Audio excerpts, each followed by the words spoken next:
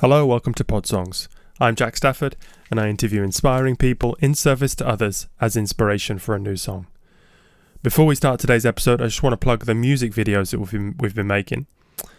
For some of the songs, we've done 8 at random so far. You can search Podsongs on YouTube, find the channel, please subscribe, and then you'll get notified about new ones. Okay, in today's episode, I'm speaking with a Buddhist Lama in the Smoky Mountains of Tennessee. He's building a retreat center there, teaching mindfulness and Buddhism. Let's learn from Lama Karma, Justin Wall.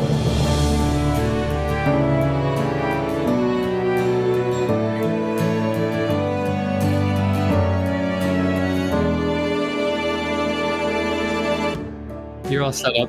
I'm all set. I'm in a padded room. You're in a yurt? Yeah. This is our one of our yurts here. Sort of. Also, my wife does sound sessions here and things. But yeah, we have a few yurts at the retreat center, and we'll be building a meditation hall next summer. Wow. You're in Tennessee, is that right? Yeah, East Tennessee. So in the Smoky Mountains. Are you familiar with the area? I have been through. Yeah. Oh, cool. On my travels. It's a special pocket. Oh, that's right. Paul said he ran into you in Kingsport or somewhere, or Johnson City. I think so. It was about 15 years ago. So yeah. Because that's how we know each other. One of the listeners to the show suggested, because I've written a song about Dharma, and I need some authority I need somebody to lend it weight, you know. So if I play it to you, it's somehow blessed. It's christened. I don't know what you want to call it. The stamp of imprimatur on it, yeah. Exactly. Do you do that with songs? Have you ever done that? No. Poem. The song, maybe the poem element I can do. The song element, that's up to you. Great. Well, I'm so relaxed now because, you know, I've been listening to you speak. That's the firstly. Second thing is I've already written the song so I can relax, you know, because normally I'm with these shows, I'm a bit wired, you know, because I've got to write a song afterwards. So I have to, I'm taking notes, I'm thinking, I'm waiting for inspiration, I'm pumped, you know, and plus I have to do a good interview. But with you, I've already done the song, and you're a monk, so we can just, you know, we don't even have to speak. We can just relax in the moment. It's fantastic. I'm a lama, so not a monk. I do have hair in there. Sorry. Yeah, but similar. Okay. And you're married as well. That was a big giveaway. I'm married. So. Yeah. Right. Yeah, that would be a thing. So, yeah, so but we can just chat. For a while. Oh, you were a monk. So this is great. This is what we can chat for an hour. If the conversation runs dry, I'll play you the song and you can tell me what you think about it. And then, so yeah, just tell me all about what you're up to. Paul said it sounded great. So currently, so here in the Smokies? Yeah, or if you want to do it chronologically, however I'm sure you've done this many times. So however is the most. Right now, so my teacher sent me here, but I also sort of part of that plan in 2012 to build a stupa. That was the main inspiration for me and also for the community here. There was a small community at that time, and there was land that was given here in the mountains, and then there was also a center in Knoxville, in the city. And so, you know, starting out at the time, there was nothing here. And are you familiar with stupas? Do you know? Have you seen stupas or? I think so in the movies. In the movies, yeah.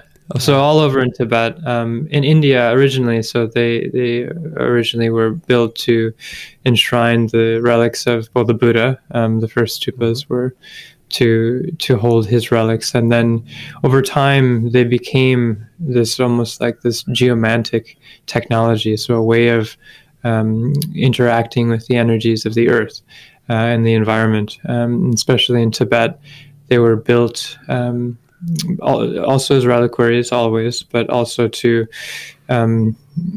enhance the qualities of a particular region, or to balance the elements of a particular place, so that maybe they were out of balance, or maybe they were very potent, and building a stupa there would enhance that even more, so that practitioners could set up shop, meditate in caves, or build monasteries around these places. So it's a way of interacting with the earth. And the land here has been particularly damaged in various ways, abused over the last few centuries. In various ways. Everything was clear-cut, actually. I think almost 95% of the Smoky Mountains were totally cut down at one point in the early 1900s for building ships and houses all over America and everywhere. And so that was pretty drastic destruction of the natural environment. And then also the trauma of the displacement of the indigenous people, and also the trauma of social trauma of the Civil War. So all of that has been part of the story of the land here. And so building a stupa in this particular place is really a gesture of healing, of restoration, a way to give back to the land, and also to enrich the aspects that have been depleted. And so we speak of I said elements, these elements of earth, water, fire, wind, and space, and so forth. So these can be, because of human influence or natural influence, become out of balance. And so we see like the flaring up of wildfires, or the landslides, earthquakes, all kinds of tornadoes, hurricanes, things like that are natural phenomena, can be exacerbated because of various factors. And so these elements start to get out of balance. And so doing practice in a place, simply just resting in the nature of mind is the primary thing. So just having particularly a master, or anyone really, just committing to this kind of uncompromising reality, just sitting there and resting in that way, naturally has an effect on the environment as well. But then enhancing that through ritual, through offerings, through building something like a stupa, it can be really powerful and restorative. So that's part of the vision here, and also part of my particular journey. There's this kind of alchemical thing going on between my investment in the land and this sort of building, and also the community, and all of these different elements being tied together: the personal, the interpersonal, the environmental, the objective, these kinds of things all being tied together in this unfolding of what is Milarepa Retreat Center. So that's a good slice of kind of the heart of what's going on here. And sounds like a great project. Yeah.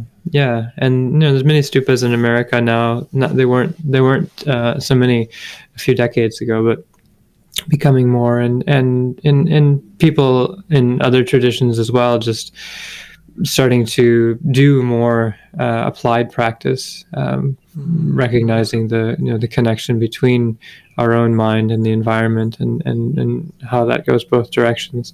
So it's good to see, and that's in terms of social justice work, that's really where I land. The more of ecological justice, and really trying to do my part, which is a very strange corner of the universe, the Tibetan Buddhist,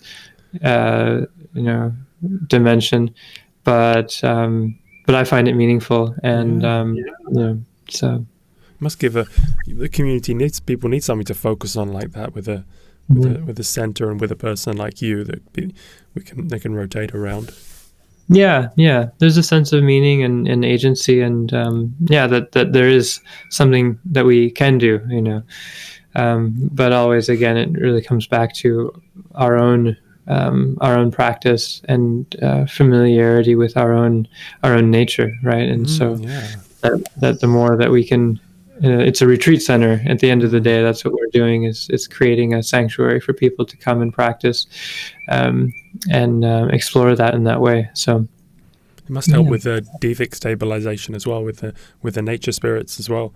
They must find it very right. Yeah. So just even acknowledging that there is an unseen world, that there is a dimension of reality that we can, even just by reaching out to, start to acknowledge, and then having that be met, right? And the absence of that, extending, an offering or a welcome, it's kind of a self-fulfilling prophecy where you don't find anything because you haven't welcomed it or looked. So it can go both directions, of course. So and then enjoying that. The magic of the natural world really starting to bloom in a place that has been otherwise forgotten, desecrated in different ways. It's nice to see that. Yeah, I can hear that. They're talking to us in the background. I can hear it. Yeah, there's always something going on. If not that, then semi-automatic rifle fire or something similar. So the balance is not quite. You're not there yet. But, well, it's part of the ambience. I don't mind it. Yeah, it's beautiful there with the smoky mountains. The clouds going through, like Japan or somewhere like that. It's sort of the dragons. Yeah, exactly. So another aspect, because in the beginning, people didn't really know, what I've just explained. It didn't sort of land for them in a personal way, like what a stupa was and how it works. It was more of a sort of idea, right? Something to believe in or not. It's a shape power temple, no? It projects out energy and... Yeah, but it's starting to now it's sort of manifesting, and so it's more palpable. But in the beginning, it was just like, okay, we're doing this thing. So I, in collaboration with some friends, developed a program of pilgrimage through the Smokies. And so this stretch from here to North Carolina, the border is also the Appalachian Trail. And so there's about 70 miles of trail that goes from basically here, our retreat center, to the opposite northeast corner. And along that route, over about 5 years, we did a series of pilgrimages, planting, they're called earth vases. So they're vases that are filled with precious substances, medicines, grains, different things that have been blessed by masters, and then that is consecrated in a particular way through concentration, a mandala, and then buried, and then on top of that, building like a small cairn, small shrine, and we created a network of those through the Smokies. To give an immediate sense of what it's like to connect with the earth in that way, to give back to the earth in a ritualized context, and also to sort of discover sacredness of place, both through that act and also creating this network where people can walk. Something that's very common in Europe and also particularly in India. There's shrines everywhere, and the land is sacred, and there is this sense of moving through space as a interior journey. Right, you're doing this kind of walk that is also something that is unfolding in your own awareness, and the discovery, the purification, the deepening of awareness in that way. And so over the years doing that, it's called Earth Vase project. Then things really started to gel more, and I think people had a good sense of the kind of spirit of what we're looking to do, and just like you were saying, there's this aspect of reaching out to these local deities who are inhabiting the mountaintops in different ways, just the local inhabitants, and saying, here we are, we want to offer these gifts and be a part of the sacred circle in this land, in this area, and try to balance what has been disturbed in different ways. So that's another dimension of what we were doing here. So how did you come to this? I mean, let's go back a bit then. So you've obviously studied this in depth. You've been to Tibet and you've spent a lot of time in retreats there. So maybe you could talk a little bit about that. Sure. Yeah. Tibet was, many trips to India and Tibet. It was really after college, I sort of ran from the university setting and without looking back. I studied with Robert Thurman at Columbia in New York, and he was a really amazing mentor for me, and studied Indo-Tibetan philosophy and Buddhism. And during that time, I was suffering on many levels, both emotional and also more existential. And through studying Buddhist philosophy, basically, also a lot of contemporary literary theory, just trying to figure out the way that relativity fits together with the way we perceive things, and trying to do that whole thing. And at a certain point, found a degree of peace, just intellectually, and sort of settled my mind in a certain way, but recognized that my heart hadn't been touched. There was a great deal of relief. Life wasn't meaningless anymore, but I was still suffering, and it was apparent that I needed to practice. And so started meditating, and after graduation was looking for a retreat and a teacher to do intensive practice with. And when I did a few of the Goenka Vipassana retreats, which were very powerful, and I was really grateful for that. But I was looking for a master and someone that I could actually study with in depth. And so I went to India, which is still at the time the thing to do. I don't know if it's still the thing to do now, but I think I caught the tail end of that as being a good idea. And we spent about 6 months there and met many teachers and had many experiences, but didn't really land anywhere. And ended up back in New York, in upstate New York, with a friend who introduced me to a monastery up there, Thubten Chöling. And there was a 3-year retreat that was going in about 2 months after I had arrived.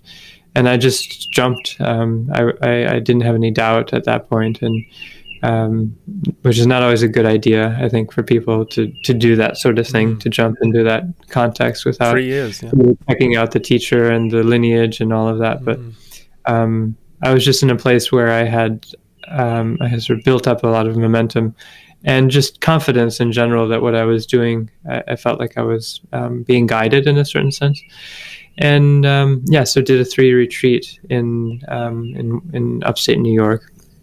And it was it's called the Karma Kagyu lineage, which is, there's many different lineages in Tibetan Buddhism. And this one, there's a few that are very much practice oriented, so more yogic and practice oriented. So yeah, did that. And then after I came out, I did go to Tibet with my teacher, Lama Norlha, and made a film of his life story. And so went to many different places in Tibet and India. And in the course of that, just felt like I felt like half-baked, I just wasn't finished. So I asked to go in again. And so then did another 3 years, 3.5, something like that. Wow. And then probably about 6 months before the end of that, I was done. And I was just like, okay, no more of this kind of context. So you were in isolation in a group away from it's a house that has a fence around it, basically. And there's a men's and women's retreat house. And my first retreat, there was 5 others. And the second, there were 3 others. And so you're basically married to these people, these other men in this case, and spend a lot of time in your own room doing practice. And then twice a day there's group practice, and there's also a group yoga session, and then there's a little bit of time in the middle of the day to do maybe like a half hour basically to do whatever you want to do, and you can speak if it's a period during the retreat that allows speaking. It's like in quarantine then. It's like what? Like being in quarantine. Being quarantined, yeah. Yeah. Quarantine is like no big deal. Yeah. hmm So Okay. after that, then I came here. After the second retreat, I came here, um, and a few years ago, I took a break to go to France, and I was doing a 3-year retreat there. I went in with a group. I was planning on doing 6 months on and off, and then spending the off time back here in Tennessee. But then I met my wife and had a child, and so have now radically altered course, and am a father, and Yeah. also I'm working at a grade school in upstate New York called Middleway, and we live there part time, and so a Buddhist grade school. I'm helping to develop that and teach. Is it So, harder yeah. harder married life or harder living in a house with 3 other men? Married life much more, yeah. For some reason, yeah. I mean, being with men, it can be very challenging, but it's not like men don't change the rules suddenly. Like reality doesn't Yeah. necessarily turn upside down at any moment. And obviously, this is a generalization, but that was my experience living with a group of men. It's more like in relationship now, it's like anything can change at any moment, and you're in a totally different reality, and suddenly you have no leverage, and so it's very it's a much deeper practice, of course. Yeah, I was going to say, being a father takes it to another level. I mean, you have to, all that mindfulness training, everyone should have to do 6 years preparation before they become a father. It's the minimum, no, to deal with this creature.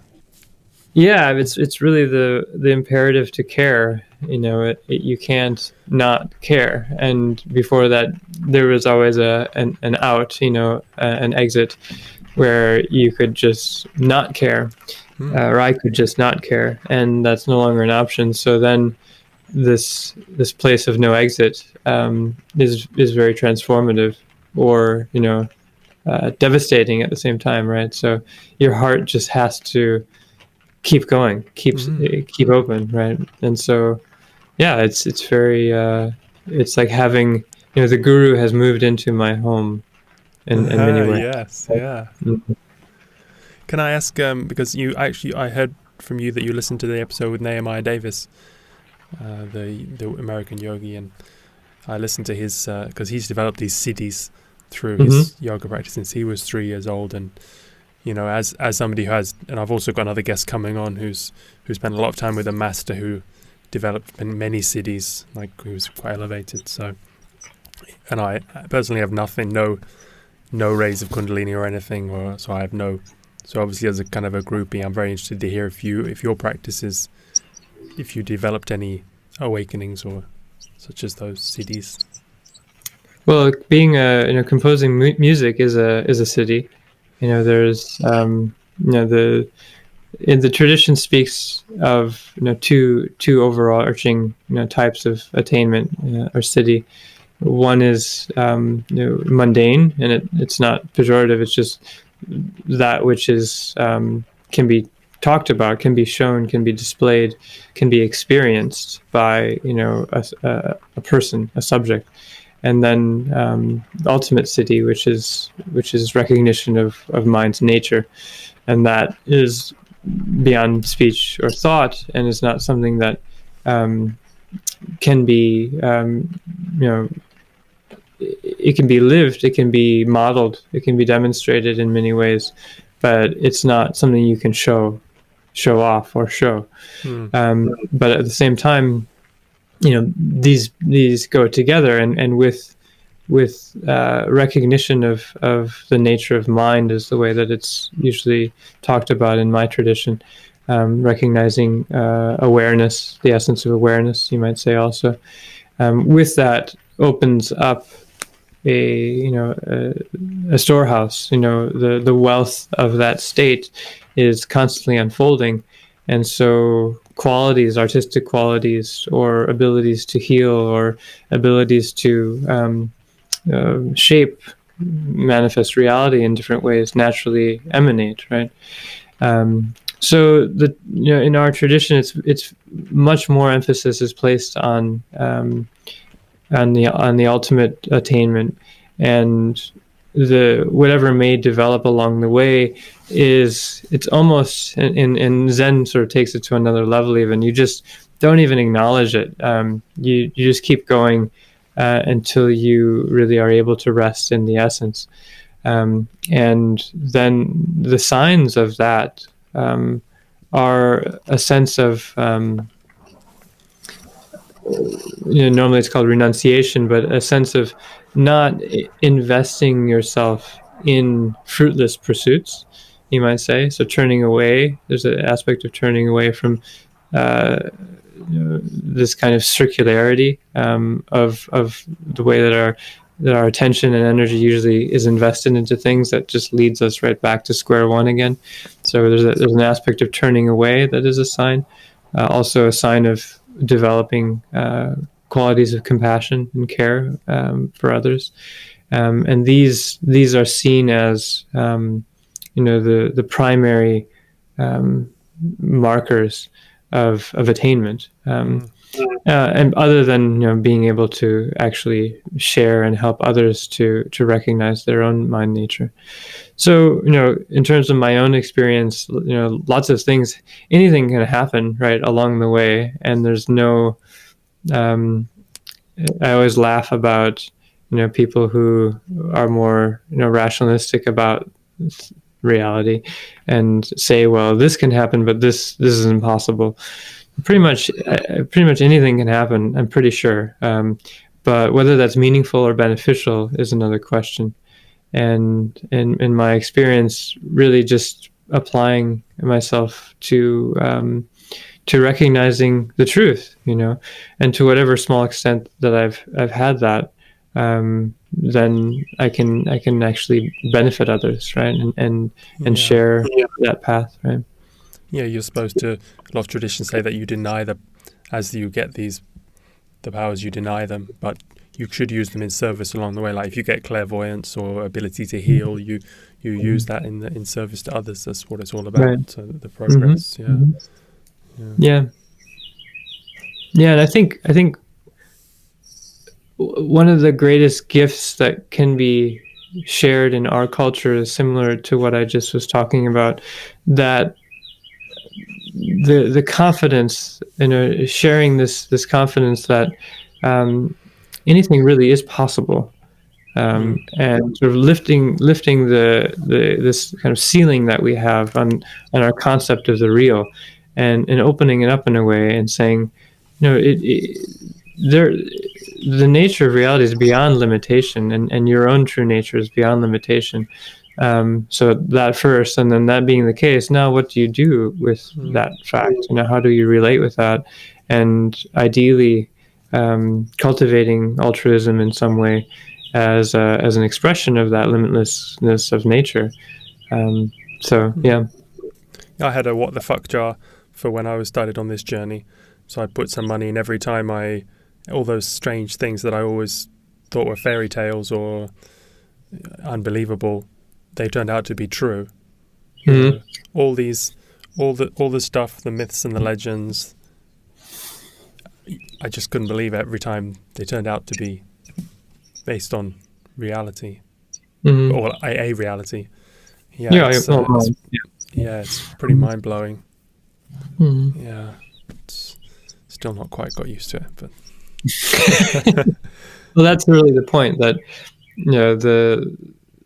the aspect of ourselves that is used to a particular version of reality can be released. We can let go of that aspect of ourselves and rather live in this open question of not knowing and of discovery, of wonder, right? So so the Buddhic realms are the astral realms, yeah? When you die, you go to a different Buddhic realm. Is that how what's the tradition? How do you explain it in your tradition when you're reincarnating but in the other realm when you're not here? Well, there's many realms. In terms of Buddha realms, these are dimensions that are created through the inspiration and the compassion of a particular Buddha, that before they became, attained full Buddhahood, they made aspirations. May in the future I create this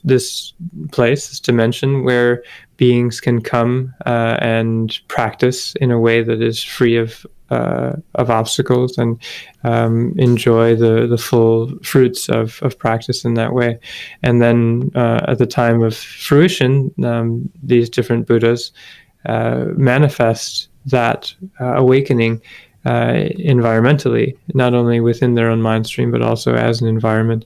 And beings that are connected to them or have created similar aspirations to have that connection, if that connection is strong enough, and if the capacity is sufficient enough, then can be born there.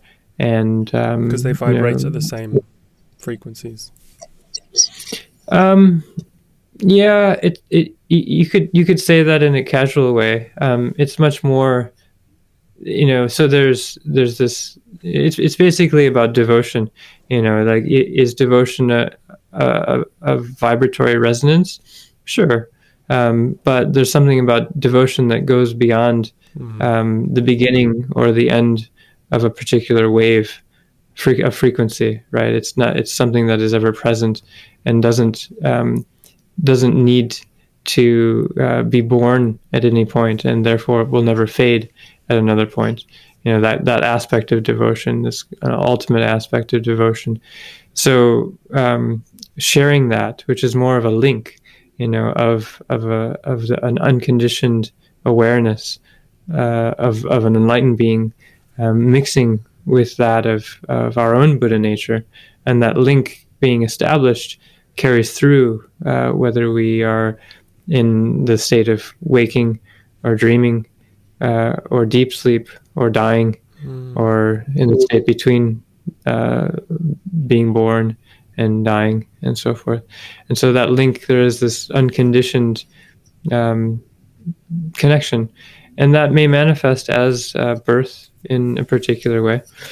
Okay. But that's not, it's not so stressed, and it's much more about recognizing that Buddha realms are inherent in one's own wisdom mind, that the Buddha realms are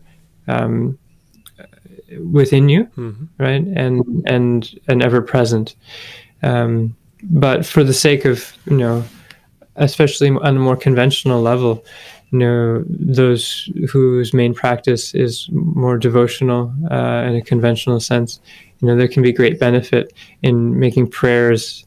Something like Amitabha Buddha is very, very popular in East Asia, particularly. Making prayers, visualizing the realm, praying to be reborn there. At the time of death, these kinds of mind states that practice generates are very wholesome and can lead to great benefit, right? But ultimately, it's important to understand that the realms are innate, are contained with our own wisdom mind, our own awareness. Okay. All right. Well, I was thinking we better get round to the song, because we've been talking. We haven't got around to Dharma yet. So, what? Well, it's all Dharma. I guess. Yeah. That's. What is your interpretation of Dharma? I'm just going to say, I can ask any question now. It's like, let's talk a little bit about Dharma. But how is it? Yeah. So Dharma, it comes from the root of to hold. So Dharma is the way phenomena are held. Phenomena. The word for phenomena is also Dharma, but then there's Buddha Dharma, and the Buddha Dharma relates with how are we holding our phenomena. Both the conditioned phenomena of everything that has a name, that is arising in space and time. Are we holding it with a sense of craving, grasping? Are we holding it in a way that is celebratory?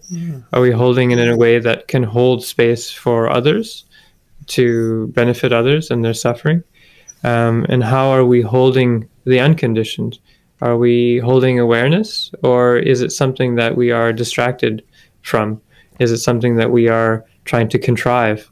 Is it something that we're trying to maintain, or are we holding it in a way that is beyond the one who holds and the thing that is being held and the action of holding? Are we holding in that way? So that's Dharma. So both on the relative level, understanding how we're grasping and releasing that grasping, and on the ultimate level, understanding how we are familiar with or alienated from our basic nature. Oh, well, that's a very deep explanation. Yeah, that's all encompassing. Yeah. Mm-hmm. And how because I was thinking more of Dharma in sort of the universal love, respect element, sort of. Sure, on the conditioned level, that's that's the point. Yeah, so you have to manifest Dharma in everything you do. It's ideally in terms of it's more of a reflective movement that what is the Dharma that you are. You can't help but be engaged with Dharma, but are you doing it in a way that is awake, or are you doing it in a way that is conditioned by habit? Right? And even one's Buddha Dharma practice can be conditioned by habit and is therefore limited. Right? So, going beyond habitual Dharma, worldly Dharma, to actual Dharma, you might say. Because I think I got my definition because I also did some of the 10-day Vipassana retreats, and the Goenka talks a lot about the how the Dharma on those courses very eloquently. Yeah, and then Dharma you could just say is the teaching of the Buddha in just a very conventional sense. Yeah. Oh well, let me play the song and then we can talk about it afterwards.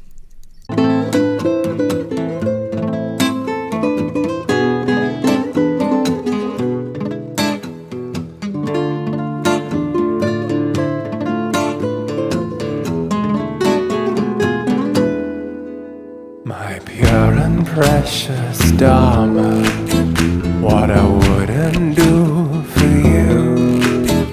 I'll keep you pure, be always sure, let nothing harm my heart. I'll protect my precious Dharma, won't let anger burn it down.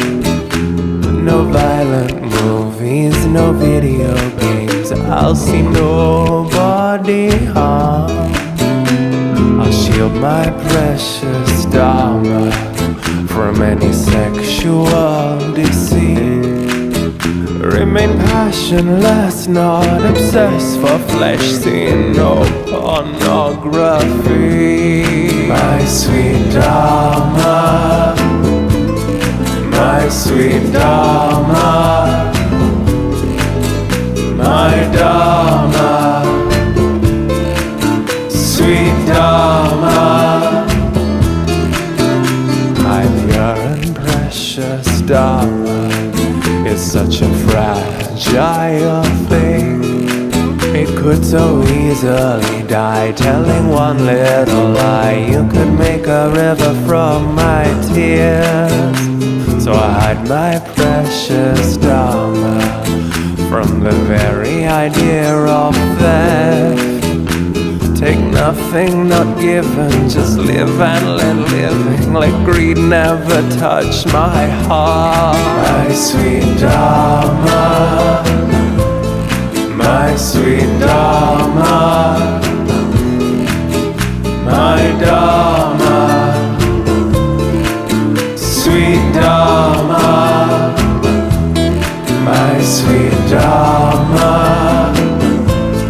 my sweet Dharma, my Dharma, sweet Dharma.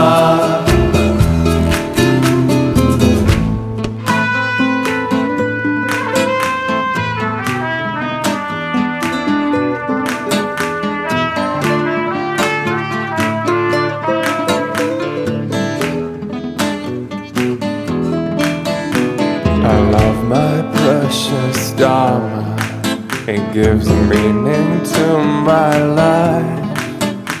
I live life at leisure with a secret to pleasure, the happiest I've ever been. My sweet Dharma, my sweet Dharma,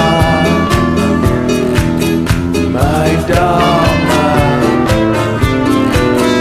sweet Dharma.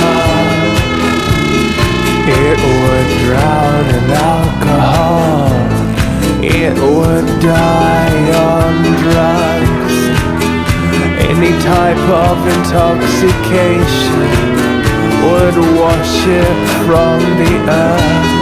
My sweet Dharma, my Dharma, my sweet Dharma, my Dharma, my Dharma, my Dharma, my Dharma, my Dharma, sweet Dharma, my Dharma, my sweet Dharma, my Dharma, my sweet Dharma, my Dharma, my Dharma, my Dharma, my Dharma, my Dharma, sweet Dharma, my Dharma, my Dharma.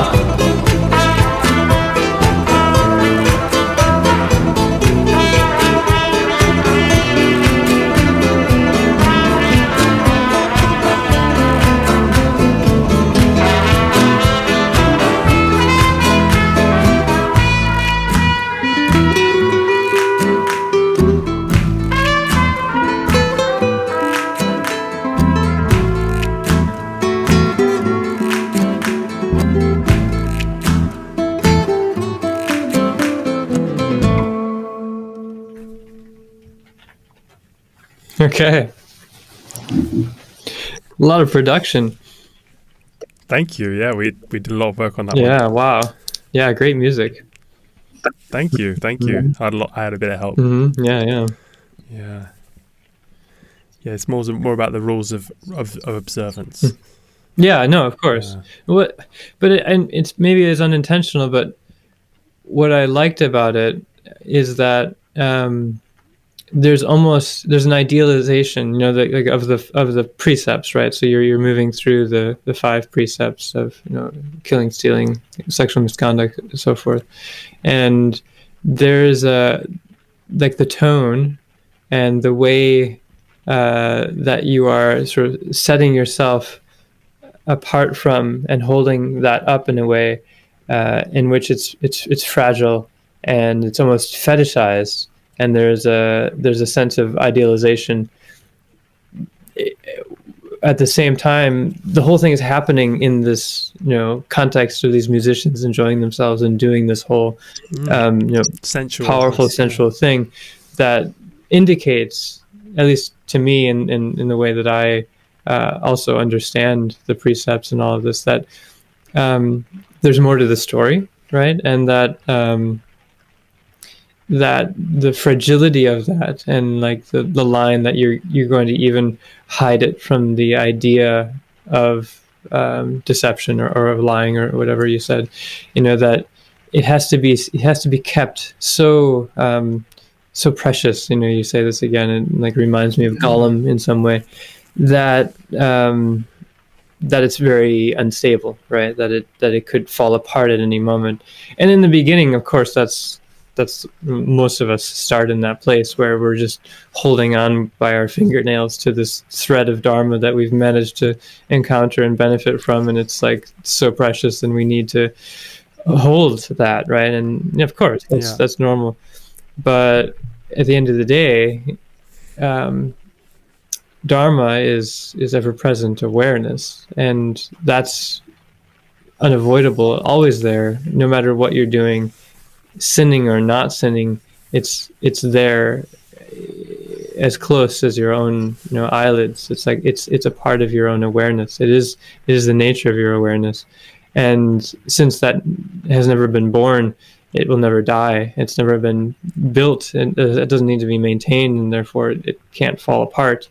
It's called Vajra, in the Vajrayana. That's the nature of Vajra, is indestructible. It's not like it's so strong that there's nothing that can break it. It's that it has never been put together, so it can't be taken apart. It can't be broken in any way.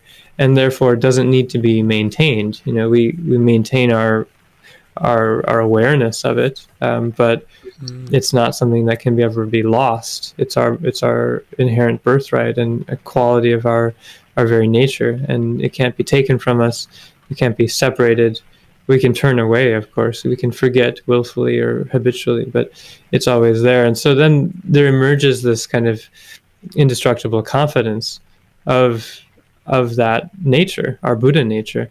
And then it's when we can touch that confidence, then it's celebration. And then that's the place where for me, the song was emanating from. It's like expressing that confidence and celebration of that, while also acknowledging that there is this path, and along the path, like, there's things you can lose, and you have to be scrupulous and do what needs to be done, or else you aren't able to recognize that it can't be lost, right? So that was, that's what the song inspired for me, at least. Oh, it's a great insight. Yeah. No, I mean, I you picked up on that sensual aspect. I think if it was sung in Spanish and I didn't speak Spanish and I didn't understand the lyrics, I'd think he was speaking about some beautiful lady or something like that. Yeah, the muse, because right. the Dharma, the Dharma it's beyond joy. Happiness is like a fleeting thing, the sensual pleasures. But when the state, I'm sure you inhabit is that beyond the joy that you comes from being at one with everything. And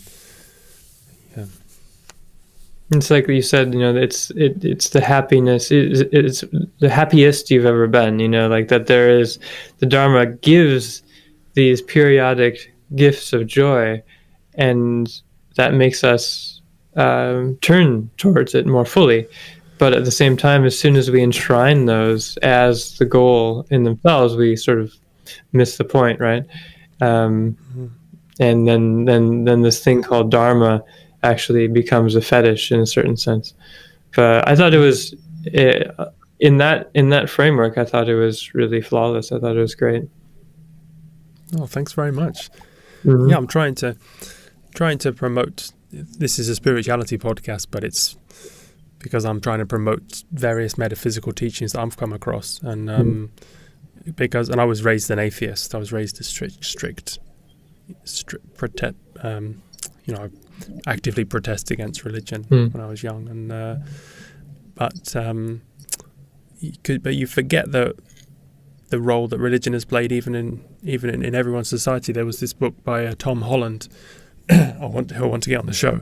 It's called Dominion, and if you took away Christianity from Western Europe and America, excuse me, then it would be radically different. We would not be as evolved as we are. And I think the same with the Buddhism. The tenets that because a lot of scientists and atheists, they say, well, we don't need religion for morality. We would get there on our own. But if you look at the Romans or many tribes, they did need these great teachers to come along. Yeah, well, there's certainly a social binding factor that religion provides. It's complicated to make the argument about the relative benefits of. Yeah, it's hard. It's complicated, but for sure. He does a good job in his book. Tom Holland says that, particularly monogamy, because before the rich men would have all the women, and so the young men filled with testosterone, like the Vikings, would go in, rampage and pillage, and cousins would marry as well. So that kept the wealth in, and there was many of the things we take for granted in Western society came from Christianity, and in the East it was obviously the teachings of the Buddha and many other sages. So we owe religion a lot. Yeah, it's kind of inevitable. It's just a question of this way or that way. But yeah. So I'm also, some of the teachings I'm trying to promote are from the Aetherius Society, and we also worship the Buddha and Jesus as being enlightened masters who've come to this earth to teach us. And through Nehemiah he's taught that the Buddha is now in Shambhala, which is above the Gobi Desert. Does that chime with you? Have you heard that in your teachings? Well, the Shambhala teachings are their own lineage, and it's a non-local dimension, and there's lots of, even back to Platofsky and everybody, looking for Shambhala and the sort of myths around it. I tend to approach these kinds of things from the standpoint of the source tradition, and from that standpoint, there are teachings about sort of the cycles of time and the way in which degeneration culminates in this kind of revelation of the kingdom of Shambhala, and there's this sort of victorious emergence of enlightened society at a certain point. So yeah, that's all there. Understanding of scholarship and history is really important to ground these kinds of understandings, I think. So yeah, that's more where I land in terms of Shambhala. But again, the idea with Shambhala, and I think this is something that Chogyam Trungpa Rinpoche pointed out, that is now, that not only is Shambhala innate within our own condition, our own wisdom, that the sort of unfolding of that apocalyptic vision has already happened, and we are in the midst of it. And to the degree to which we understand ourselves as the Buddha of that time, we are living in that reality and able to share that with others and so forth. So, well, it's also told that Jesus, when he was for his teachings, he went to Tibet as well. After he was about 12 for about 20 years, I think, or something like that. He went to the Tau Cross Monastery, and he did many years there of probably the practices that you're doing. I think he did, for the 40 days in the desert, he did the tumo breathing, which is fire breathing. And that achieved a full radius of Kundalini up to the crown chakra, and then when he ascended, he achieved, when he died, he turned it into an ascended body. So then he was an ascended master. So he went to enlightenment, cosmic consciousness before, and then he did ascension as a karmic manipulation